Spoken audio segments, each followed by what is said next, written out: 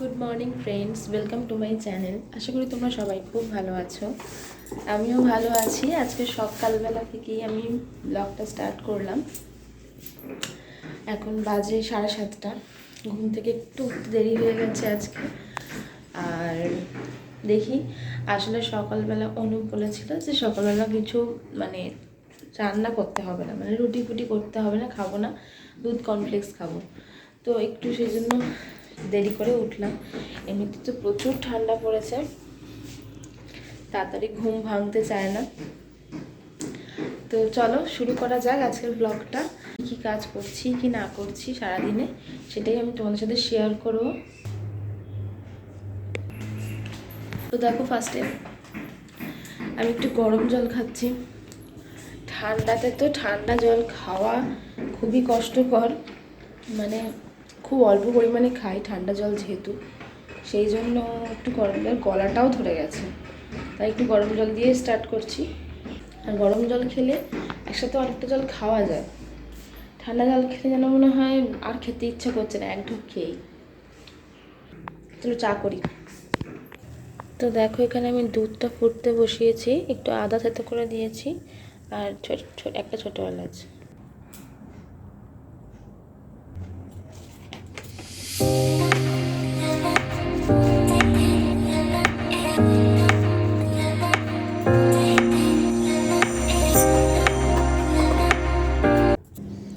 তো দেখো, আমার চা ফুটছে, আর চায়ের কালারটা খুবই সুন্দর এসেছে, মানে আর ফ্লেভারটাও খুব সুন্দর এসেছে, সেটা তো তোমাদেরকে আমি দেখাতে পাচ্ছি না। তো চলো, চাটা আমি ছেঁকে নিয়ে এসেছি। আর অনুপ এখন সবে ঘুম থেকে উঠেছে, উঠে বাড়িতে কল করছে। Good morning. ঘুম থেকে উঠে নড়তে পারছে না। তো দেখো, এটা হচ্ছে লাচ্ছা পাউরুটি। আগের দিন যখন আমরা সন্ধেবেলা বাজার করতে গেছিলাম তখন নিয়ে এসেছিলাম সকালে চা দিয়ে খাবো বলে, তো সেটাই এখন খাচ্ছি। তো এখন আবার চলে এসেছি আমি। সকালবেলা যে চাটা করেছিলাম তারপরে তো আর তোমার সাথে কথা বলা হয়নি, কারণ তারপরে অফিস যাচ্ছিল অনুপ, তো তার জন্য তাকে খাবার টাবার এগিয়ে দেওয়া, জামা কাপড় এগিয়ে দেওয়া, জল গরম করে দেওয়া, এইসব কাজ করছিলাম বলে আমি আর ফোনটা নিয়ে কাজগুলো করতে পারিনি। আমি আবার এখন থেকে শুরু করলাম। এখন অনুপ অফিস বেরিয়ে গেছে, এখন বাজে 11:30 মতো। তো আমি এখন থেকে কী কী কাজ করছি সেগুলোই তোমার সাথে শেয়ার করব। এমনিতেই আমি দেখো, আমার নতুন বিয়ে হয়েছে, আমি খুব একটা যে গুছিয়ে কাজ করতে পারি তা নয়, কিন্তু এখন শাশুড়ি মা এখানে নেই, তাই জন্য সব কাজ মোটামুটি আমাকেই করতে হয়। তো টাইমের মধ্যে যে কাজগুলো আমি করে উঠতে পারি সেগুলোই তোমার সাথে শেয়ার করব। তো দেখতে থাকো। দেখো, এটা হচ্ছে আমার বেডরুম। আর বেডরুমে দেখতেই পাচ্ছ মাথার দিকে যে জানলাটা আছে সেখান দিয়ে সকাল সকাল খুব আলো আসে। আর এই যে ডান দিকেও যে জানলাটা আছে সেটা দিয়েও খুব আলো আসে, কারণ আমাদের সামনাসামনি তো কোনো ফ্ল্যাট হয়নি, যেহেতু আমাদের ফ্ল্যাটটা রাস্তার ধারে। তো সকালবেলা এই ঘরটাতে খুব ভালো লাগে, চতুর্দিক থেকে আলো আসে। আর আমার বাপের বাড়িতে যেহেতু খুব মানে খোলামেলা ঘর ছিল, সেই জন্য আমার একটু মানে আলো ইয়ারি ঘর এরকম খুব ভালো লাগে। তো দেখো, আমার বিছানাটা পরিষ্কার করা হয়ে গেল। অনুপ তো সকালবেলা উঠে মানে যেটা যা পারে সব এনে খাটের মধ্যে রেখে দেয়, তো সেই জন্য একটু পরিষ্কার করতে আমার লেটই হয়ে যায়।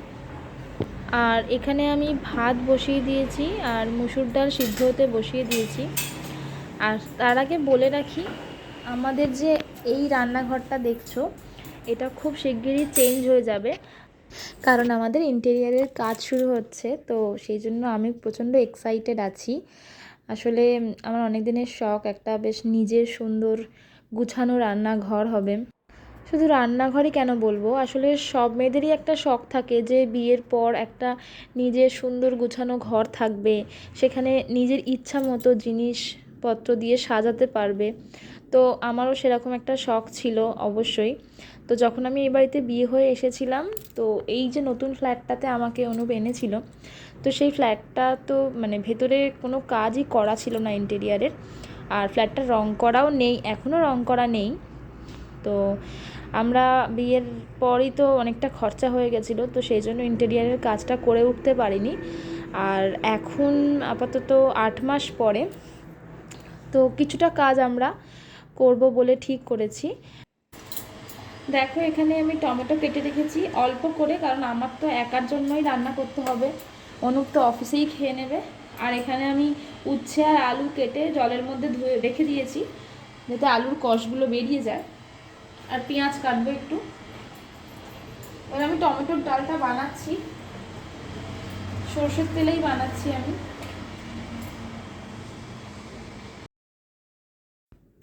দেখো তোমরা ভাবতেই পারো যে আমি কেন এত কালো কড়াইতে রান্না করছি। আসলে আমার একটা আলাদা বড় কড়াই আছে, সেটাতেও আমি রান্না করি, কিন্তু অল্প অল্প রান্না থাকলে তখন আমি এই ছোটো কড়াইটা ব্যবহার করি। এই ছোটো কড়াইটা অনুপের মানে অনুপ যখন গুজরাটে ছিল তখনকার কড়াই, তখন ও কিনেছিল। আর ছেলেরা রান্না করলে বুঝতেই তো পারো সেই কড়াইয়ের কি দশা করতে পারে। তো সেই জন্য ওখান থেকে যখন এনেছিল তারপর থেকে আমি এই কড়াইটা ফেলে দিইনি আর কি, ব্যবহার করি। আমার অসুবিধা কিছু হয় না, কিন্তু হ্যাঁ কালারটা কিছুতেই আমি আনতে পারিনি মাঝামাঝি করেও। তো দেখতেই পাচ্ছ আমি তেলের মধ্যে সর্ষে ফোড়ন দিয়েছি, দিয়ে কাঁচা টমেটোগুলোর টুকরোগুলো দিয়ে দিয়েছি। আমি এখানে একটাই কাঁচা টমেটো ব্যবহার করেছি, আগেই বললাম। আর শুকনো লঙ্কা ফোড়ন দিয়েছিলাম সর্ষের সাথে। আর কাঁচা টমেটোর মধ্যে নুন আর হলুদ দিয়ে কাঁচা লঙ্কা দিয়ে সেটা আমি একটু ঢেকে দিলাম যাতে টমেটোগুলো একটু সিদ্ধ হয়ে যায়। একটু নুনটা এই হলুদটা একটু বেশি দিয়েছি, কারণ ডালে আমি খুব একটা হলুদ ইউজ করব না, টমেটোর মধ্যেই হলুদটা দিয়ে দিয়েছি। তো দেখো ডালটা একটু ঘন হয়ে গেছে বলে আমি আর একটু জল অ্যাড করছি ডালের বাটিটা ধুয়ে। তো এই ডাল আর উচ্ছে আলু পেঁয়াজ ভাজা ভাত আর একটু বেগুন ভাজাও করে নেবো। একা থাকলে রান্না বেশি করতে একদম ভালো লাগে না সত্যি কথা বলতে। যদি অনুপ বলতো যে হ্যাঁ আমি এসে এটা খাবো বা খেতে চাইতো তাহলে হয়তো করে রাখতাম, কিন্তু রাত্রিবেলা এসে গরম গরম বানাতেই মানে গরম খাবার খেতেই ওর বেশি ভালো লাগে। সেই জন্য আমি যখন ও রাত্রে অফিস থেকে ফেরে তখন আমি আর একটা নতুন রেসিপি বানিয়ে ফেলি, আর রুটি ফুটি বানিয়ে ফেলি, হয় রুটি না হয় ভাত বানিয়ে ফেলি। তো দেখো ডালটা শেষ হয়ে যাওয়ার আগে হয়ে যাওয়ার আগে আমি একটু চিনি দিয়েছিলাম যাতে টমেটোটার যে টেস্টটা অ্যাডজাস্ট হয়ে যায়। আর তারপর নামাবার আগে একটুখানি কাঁচা সর্ষের তেল ছড়িয়ে দিলাম তাতে ডালের সেন্টটা খুব ভালো আর কি পাওয়া যায়, খুব ভালো হয় ডালটা খেতে। আর বেগুন ভেজেছি, দেখো আমার মাত্র 2 পিস বেগুন ভাজা লাগে। আর এই উচ্ছে আলু পেঁয়াজ ভাজা আর ডাল আমার রেডি হয়ে গেছে। দেখতেই পেলে রান্না আমার কমপ্লিট হয়ে গেছে। একা খাবো কি আর করব। তো এবার চলো দেখি এই ঘরের চাদরটা চেঞ্জ করতে হবে। এই ঘরের চাদরটা আমি এখন চেঞ্জ করে ফেলবো, কারণ অনেক দিন ধরে চাদরটা পাতা আছে, প্রায় 1 সপ্তাহের বেশি হয়ে গেল। আমি মোটামুটি 1 সপ্তাহের মধ্যে একটা চাদর চেঞ্জ করে ফেলি। যেমন কালকে চেঞ্জ করলাম, আর ওটা চেঞ্জ করে দেবো, চেঞ্জ করে দিয়ে তারপরে কাচতে দেবো চাদরগুলো। দেখো এটা হচ্ছে আমাদের বসার ঘর বলতে আপাতত এই ঘরে যেহেতু টিভিটা রাখা আছে সেই জন্য আমরা এটাকেই বসার ঘর হিসাবেই ব্যবহার করি এখন। তো সেই জন্য এখানে কেউ তো যেহেতু ঘুমায় না, তো খুব একটা বেশি নোংরা হয় না চাদরটা। তাও আমি 1 সপ্তাহ পর পর চেঞ্জ করে দিই, আমার ভালো লাগে না একটাই চাদর, সবাই বসেও তো কিন্তু বালিশগুলো ইউজ করে না। তো সেই জন্য আমি বালিশের ওয়ারটা চেঞ্জ এখন করলাম না, ওটা জাস্ট রেখে দিই ওখানে।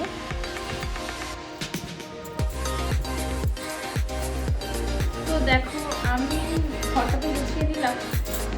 তো তার আগে তোমার সাথে একটা কথা শেয়ার করি। ঘরে আগামী সপ্তাহে তো বলেছি যে আগামী সপ্তাহে ইন্টেরিয়ারের কাজ শুরু হবে। তো এই ঘরটা যেরকম রয়েছে সেই ঘরটার পুরো লুকটাই চেঞ্জ হয়ে যাবে।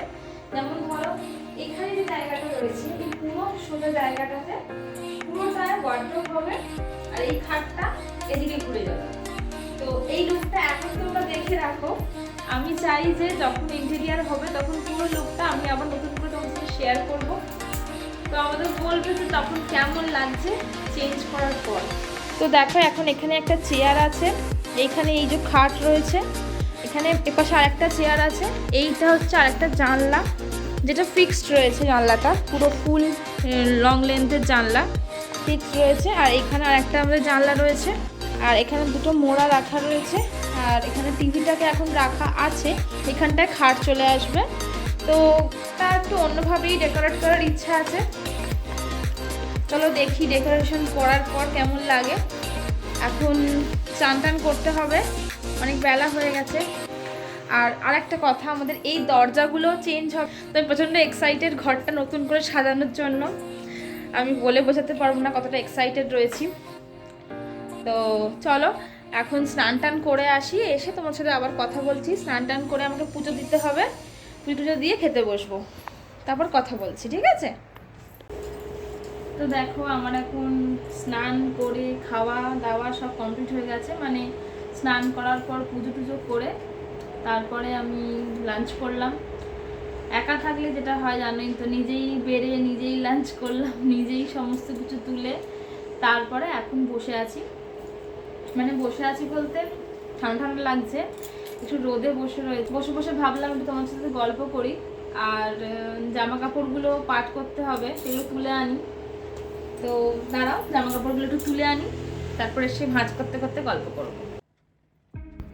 দেখতেই পাচ্ছ আমাকে জামা কাপড় এইভাবেই হ্যাঙ্গারে করে করে রোদে দিতে হয়, কারণ এক তো আমি ছাদে গিয়ে রোদে দিতে পারি, কিন্তু এতগুলো জামা কাপড় নিয়ে ছাদে যাওয়াটাও একটা হ্যাপা, কারণ সেই লিফটে করে ছাদে গিয়ে উঠতে হবে, আবার সেটা আনতে যেতে হবে। ওই জন্য আমি বারান্দার মধ্যেই জামা কাপড় শুকোতে দেওয়ার একটা ব্যবস্থা করে নিয়েছি। এইভাবে হ্যাঙ্গারে করে করে দিতেও সুবিধা হয়, অনেকটা স্পেসও কম লাগে। আর এই এতগুলো জামা কাপড় দেখলেই আমার তো ভয় লাগে, মানে কখন যে পাট করে গুছিয়ে দেবো, কিন্তু যত আমি রেখে দেবো ততই জামা কাপড় জমতে থাকে। ওই জন্য আমি পাট করে নিই, মানে যেভাবেই হোক আমি একটা সাইড করে পাট করে রেখে দিই। তো দেখো আমার গুছানো কমপ্লিট হয়ে গেছে। অনুপের জামাগুলোকে আমি এইখানটায় রেখেছি, আর আমার জিনিসগুলো আমি আলমারিতে ঢুকিয়ে দিলাম। তোমাদের আমি একদিন আমার ওয়ার্ড্রোব কালেকশন দেখাবো। ওয়ার্ড্রোবে এমন কিছুও নেই, কিন্তু তবুও যতটুকু যা আছে সেগুলোই আমি তোমাদের সাথে শেয়ার করবো। ওয়ার্ড্রোবটা আমার হয়ে যাক। এইখানে অনেক মানে কি বলতো, অল্প জায়গার মধ্যে অনেক জিনিসপত্র রাখলে যেটা হয় আর কি, মানে সব ঠেসে ঠেসে রাখা আছে। তো নতুন আলমারি মানে নতুন ওয়ার্ড্রোবটা হয়ে গেলে ওখানে সব যখন জিনিসপত্র রাখবো তখন আমি ভালো করে তোমাদেরকে আমার জিনিসপত্রগুলো দেখাবো। এখন এই মুহূর্তে আর তেমন কোনো কাজ নেই, আমি একটু রেস্ট নেবো এখন। আবার একটু পরেই আমাদের যে কাজের মানে কাজ করে আর কি, যে সে আসবে, এসে ঘরটা একটু ঝাঁট দিয়ে দেবে আর বাসনটা মেজে দেবে। তো আমি আজকে একটা একতারা ড্র করে দেখাবো, মানে হচ্ছে আমি তারাপীঠে গেছিলাম, তো সেখান থেকে আমি একটা একতারা কিনে এনেছিলাম। তো এই একতারাটা একদম সিম্পল আছে, তো আমি চেষ্টা করছি এর ওপর কিছু ফেব্রিক দিয়ে ডিজাইন করার। তো চলো আমি একটুখানি আজকে ফেব্রিক দিয়ে ডিজাইন করে দেখাই, আর তোমরাও ওটা দেখো। যদি তোমাদের ভালো লাগে একটা লাইক করো আর কমেন্ট করে জানিও কেমন হয়েছে, ঠিক আছে? আসলে কি বলতো, দুপুরবেলা আমি একদম শোয়াটাকে মানে প্রেফার করি না। আসলে মনে হয় কি বলতো, শুলে গাটা ম্যাজ ম্যাজ করছে, আর শুয়ে পড়লে আর উঠতে তো ইচ্ছাই করে না। তাই আমি কিছু একটা মানে হাতের কাজ করতে ভালোবাসি, টুকটাক আঁকা, টুকটাক এরকম মানে জিনিসের ওপর কিছু ডিজাইন করা। দেখো আমি এরকম একটা ডিজাইন করেছি,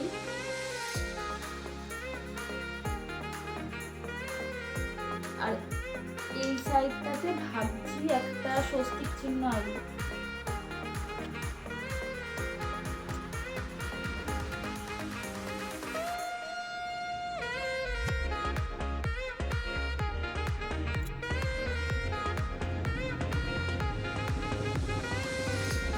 দেখো এরকম ভাবে আমি স্বস্তিক চিহ্নটা এঁকেছি, এটা এদিকে, এটা এদিকে,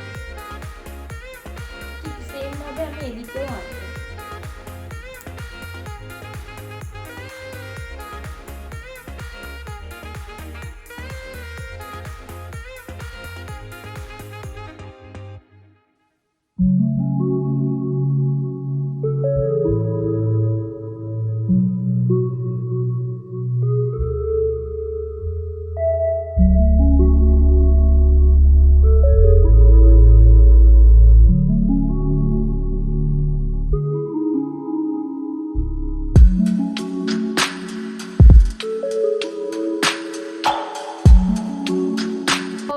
গুড ইভিনিং ফ্রেন্ডস।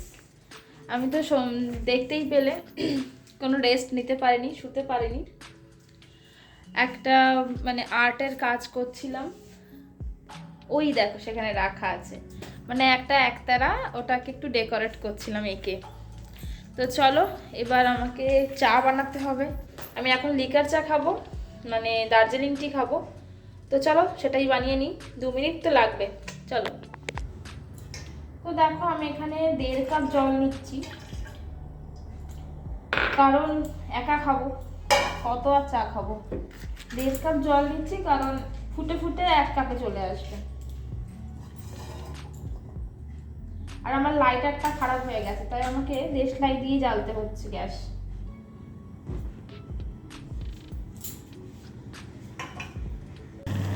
দেখো জলটা ফুটছে,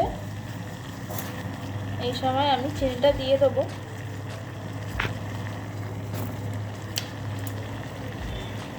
এক চামচ চিনি দিলাম। একজনের চা যেহেতু, আমি জাস্ট এইটুকুনি পাতা দিচ্ছি। এবার আমি গ্যাসটাকে অফ করে দেবো। দেখো আমি ঢাকা দিয়ে দিয়েছি, 2 মিনিট পর চাটা রেডি হয়ে যাবে। তো 2 মিনিটের মধ্যে আমার চাটা রেডি হয়ে যাবে। তো আজকে ওনার আবদার হচ্ছে খিচুড়ি খাবে, খিচুড়ি আর বেগুনি। তো সেগুলো সব সবজিগুলো কাটতে হবে, সেগুলো কেটে রাখি আমি। কেটে রাখলে হয়তো এসে খুব তাড়াতাড়ি রান্নাটা করে ফেলতে পারবো আসার পরে। তো দেখি চাটা হয়ে গেছে আশা করি। তো দেখো আমার একার চা রেডি হয়ে গেছে। এই আমি চা নিয়ে বসলাম, আর এখানে সিরিয়াল চলছে খুকুমনি হোম ডেলিভারি। তো চলো সিরিয়াল দেখতে দেখতে একটু চাটা খেয়ে নিই। আমি একা একাই নিজের কোম্পানি এনজয় করি। তো দেখো খিচুড়ি রান্নার জন্য ডাল আর চাল সিদ্ধ করতে বসিয়ে দিয়েছি একটু ফ্রাই করে, আর তেল নিয়ে নিয়েছি কড়াই সবজিগুলো ভাজবার জন্য। কিন্তু এই সবজিগুলো ভাজবে হচ্ছে আমার বর, কারণ আমি আজকে রান্নাটা করছি না, করছে অনু। তো আমি সবজিগুলো কেটে দিয়েছি, আর এই যে শেফ রেডি, চলে এসো রান্না করার জন্য। অনুপ মাঝে মাঝেই রান্না করে, যেটা আমার খুবই ভালো লাগে। আর বিরিয়ানি স্পেশালি খুবই ভালো বানায়, মাটন বিরিয়ানি, চিকেন বিরিয়ানিও খুব ভালো বানায়। আর এদিক দিয়ে খিচুড়িটা ভালো বানায়। আর এমনি চিকেন অথবা ডিমের ঝোল এগুলো যদি রাত্রিবেলা খেতে ইচ্ছা করে ওর, তাহলে বলে যে আমি গিয়েই বানাবো। যদিও আমি চেষ্টা করি বানিয়ে রেখে দেওয়ার, কারণ অফিস থেকে ফিরে বানানো তো একটু চাপ হয়ে যায় না, মানুষের শরীরটাও তো একটা ব্যাপার, মাঝে মাঝে তো সেটাও আমাদের দেখতে হবে। কিন্তু মাঝে মাঝে আবার অন্যের হাতের খাবার খেতে যেহেতু ভালো লাগে, সেই জন্য আমি ওকে সবসময় বারণ করি না রান্না করার জন্য। ও এসে রান্না করে দেয়, সেগুলো আমরা বসে বসে খাই, বেশ ভালোই লাগে, খুব ভালো রান্নাও করে। আমি ওকে সামনে খুব কমই বলি, কিন্তু সত্যি কথা বলতে খুবই ভালো রান্না করে। গুজরাটে যখন থাকতো সে তখনই এইসব রান্নাবান্নাগুলো ওর মায়ের থেকে ফোন করে করে শিখেছিল, পরে আমাকে শাশুড়ি মা গল্প করেছে। তো দেখো সব সবজিগুলো ভাজা হয়ে গেছে, আর ভাজা সবজিগুলো এক এক করে ও খিচুড়ি মানে সিদ্ধ চাল আর ডালের মধ্যে দিয়ে দিল। এবারও তড়কাটা বানাচ্ছে, যেটা যেটা ও বলে ওর ভাষায় যে তড়কা মারবো। তো সেটার জন্য এই যে গোটা গরম মশলা আর জিরে, শুকনো লঙ্কা, তেজপাতা ফোড়নে দিয়েছে, দিয়ে একটু মানে একটু না বেশ অনেকটাই আদা বাটা দিয়েছে। আদা বাটা দেওয়ার পরে ও টমেটো দিয়ে আর কাঁচা লঙ্কা দিয়ে কষাচ্ছে, কষিয়ে তারপরে ওই যে মানে গ্রেভিটা পাওয়া যায় সেইটাও ডাইরেক্ট খিচুড়ির মধ্যে ঢেলে দেয়। মানে এটা ওর পদ্ধতি খিচুড়ি রান্না করার। আমি তো কষিয়ে তার ওপর মানে আমি তো যখন রান্না করি তখন আগে এই মশলাটা তৈরি করে নিয়ে তারপরে ওই চাল ডালটা ওর মধ্যে দিয়ে দিই।